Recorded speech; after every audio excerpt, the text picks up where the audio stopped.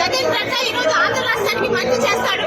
ప్రతి కూలి తీసుకునేవాడు, మధ్యతరగతి వాడు, ఆటో రిక్షా ప్రతి ఒక్కరు ఈరోజు భవన కార్మికులు అందరూ రోజుకి 15 రూపాయలు పెట్టి కడుపు నిండా ఫోన్ చేసి అన్నపూర్ లాంటి అన్నా క్యాంటీన్ని ఆపించింది ఎవరయ్యా? ఈరోజు మళ్ళీ చెప్తున్నాం, మళ్ళీ పేదలకు అన్నం పెట్టాలన్నా, పేదలకు సంక్షేమ పథకాలు ఖచ్చితంగా రావాలన్నా మళ్ళీ తెలుగుదేశం చంద్రబాబు నాయుడు గారు రావాలి. అన్నా క్యాంటీన్ని మళ్ళీ తెరిపించి పేదలకు అన్నం పెట్టాలా చేస్తామని తెలుగుదేశం తరఫున మాటిస్తున్నాం.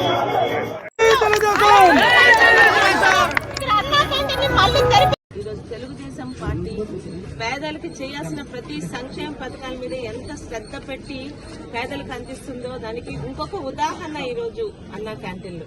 గతంలో ఈరోజు 5 రూపాయలకి ఏమొస్తుందో రాష్ట్రంలో ప్రజలందరికీ తెలుసు. మనం రాసుకునే పెన్ను కూడా రావటం లేదండి.